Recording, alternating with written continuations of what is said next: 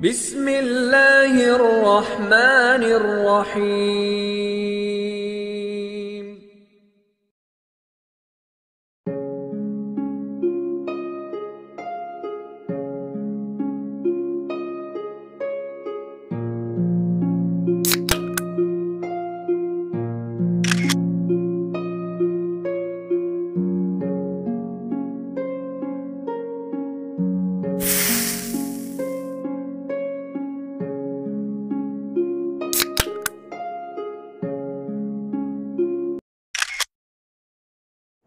Assalamualaikum warahmatullahi wabarakatuh.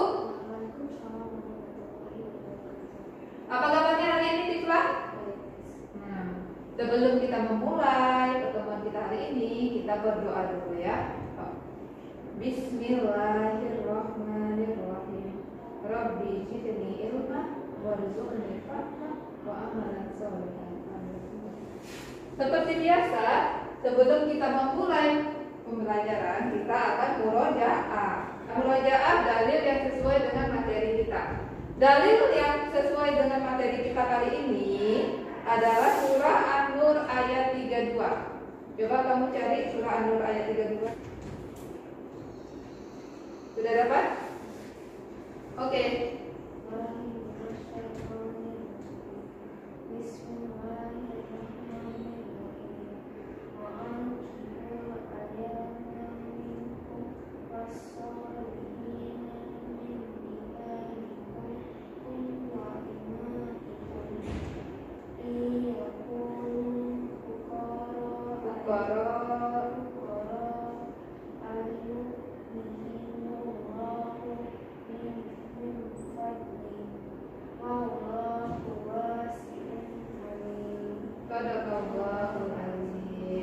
Ya, semoga dengan dibacakannya Al-Quran, pembelajaran kita menjadi lancar. Oke, Tifla, minggu lalu kita sudah membahas tentang materi apa, masih ingat? Iya, ketentuan pernikahan. Apa kesimpulan dari materi di minggu lalu? Kesimpulannya adalah pernikahan terdapat hukum-hukum berbeda, tapi hukum asalnya itu berubah. Dan tujuan pernikahan dilakukan adalah untuk membangun generasi yang beriman, menguatkan ibadah, sama menyempurnakan agama. Oke, bagus sekali. Jadi materi kita kali ini adalah tentang pernikahan menurut dalil Al-Quran dan bagaimana ketentuan pernikahan menurut Undang-Undang Dasar di Indonesia. Apa salah satunya di Falana yang berbeda antara pernikahan, ya, hukum ketentuan pernikahan yang ada di dalil Al-Quran dengan hukum yang ada dalam Undang-Undang Dasar Indonesia? Contohnya seperti Ada perbedaan juga di peraturan tentang poligami. tentang poligami, apa bedanya? Kalau menurut dalil Al-Quran, seorang boleh menikahi lebih dari satu perempuan. Tapi kalau dalam UUD, seseorang hanya boleh memiliki satu istri. Oke, bagus sekali ya, Tisla. Jadi hari ini materi kita adalah pernikahan dalam Islam dan juga pernikahan menurut Undang-Undang Dasar di Indonesia. Jadi hari ini kita membahas tentang pernikahan menurut syariat Islam dan juga menurut undang-undang di Indonesia. Kompetensi dasar yang akan kita baca itu 1.6 meyakini kebenaran ketentuan pelaksanaan pernikahan berdasarkan syariat Islam. 2.6 menunjukkan sikap bersatu dan kebersamaan dalam lingkungan masyarakat sebagai implementasi ketentuan pernikahan dalam Islam. Kemudian 3.6 menganalisis dan mengevaluasi ketentuan pernikahan dalam Islam. 4.6 menyajikan prinsip-prinsip pernikahan dalam Islam. Sedangkan tujuan pembelajaran kita hari ini yaitu kamu nanti mampu mengidentifikasi dalil tentang pernikahan dengan tepat. Kemudian kamu juga mengevaluasi pernikahan menurut Undang-Undang Pernikahan di Indonesia dengan benar. Oke, model pembelajaran kita hari ini yaitu problem bahasa Tuhan. Jadi Miss memberikan kamu tugas. Tugasnya apa? Kamu teliti, ya. Dan kamu teliti dari 5 pertanyaan ini. Nanti kamu cari, kamu searching bahannya melalui internet. Banyak literasi bahan yang bisa kamu gali dari internet. Kamu gali 5 pertanyaan ini, kemudian kamu presentasikan ke depan hasil dari identifikasi kamu. Oke, paham?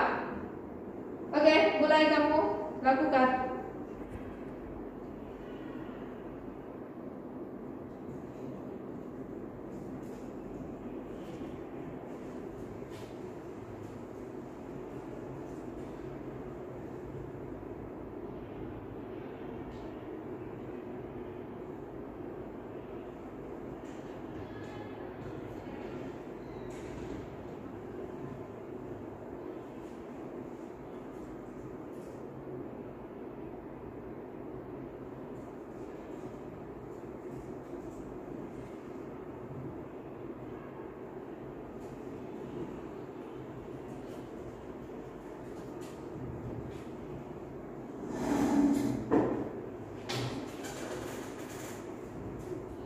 Ada yang ingin ditanyakan, Iflah?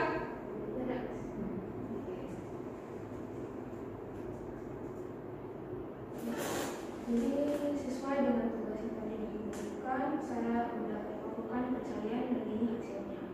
Dan akan saya presentasikan. Jadi terdapat beberapa perbedaan hukum pernikahan dari syariat Islam dengan hukum dalam UUD di Indonesia. Yang pertama adalah usianya dibolehkan menikah. Dalam dalil Al-Quran disebutkan dalam surat An-Nur ayat 9 yang mengatakan, dan apabila anak-anakmu telah sampai umur dewasa, maka hendaklah mereka juga meminta izin, seperti orang-orang yang lebih dewasa meminta izin. Demikianlah Allah menjelaskan ayat-ayatnya kepadanya. Allah Maha mengetahui, Maha bijaksana.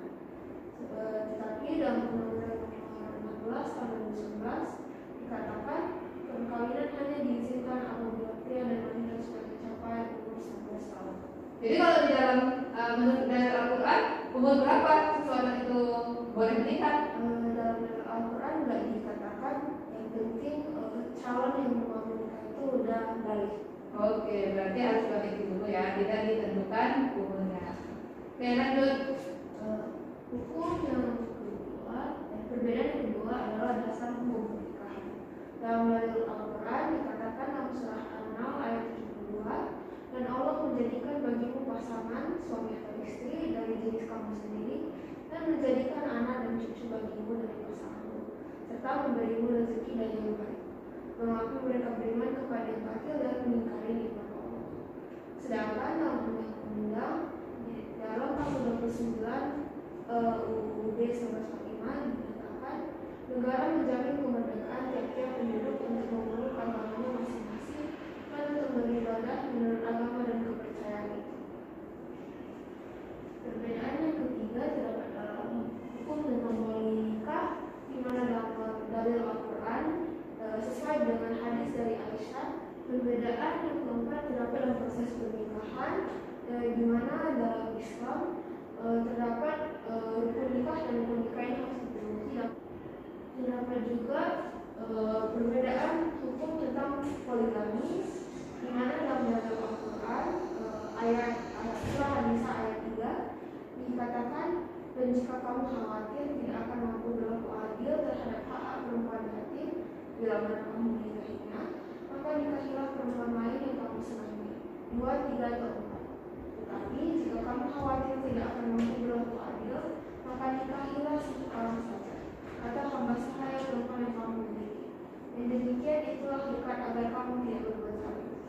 Tetapi ada perbedaan di mana di UUD dalam UU Nomor 1 Tahun 1974 dikatakan bahwa pada dasarnya dalam suatu perkawinan seorang pria hanya boleh mempunyai seorang istri. Begitu juga sebaliknya. Oke, jadi di dalam Al-Quran, seorang boleh menikahi lebih dari satu perempuan. Menurut undang-undang Indonesia, Itu cuma boleh memiliki satu istri. oke. Kemudian saya mau tanya, di proses pernikahannya tadi, ya. Jadi kalau di dalam Islam, apakah ada administratif juga?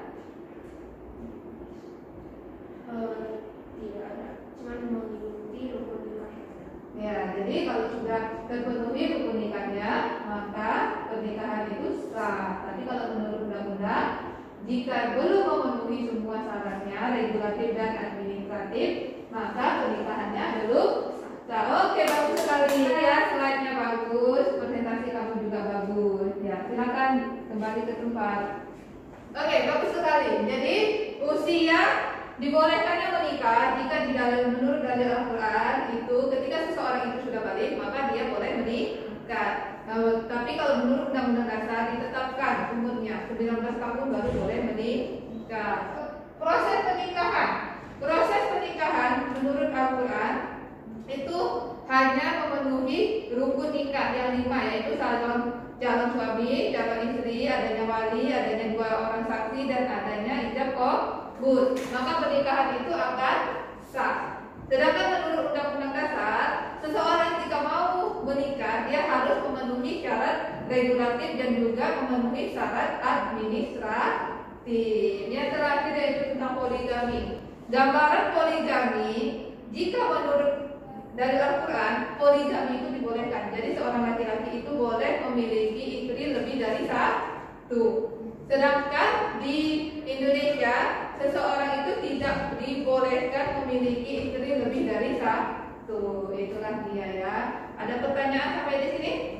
Sudah paham kan materi kita saat ini ya? Seperti biasa ya, Miss akan memberikan tugas LKPD.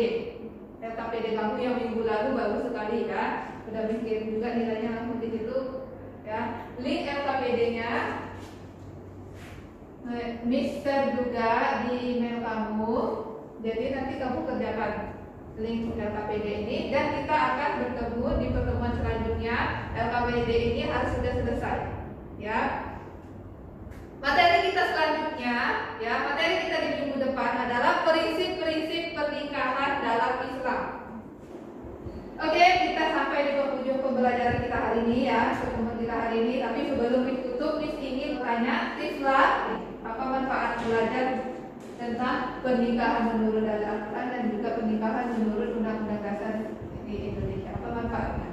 Dari pelajaran ini kita diketahui hukum-hukum pernikahan menurut syariat Islam yang terdapat dalam Al-Quran dan juga mengetahui hukum-hukum pernikahan sesuai dengan undang-undang di Indonesia. Oke, bagus sekali ya.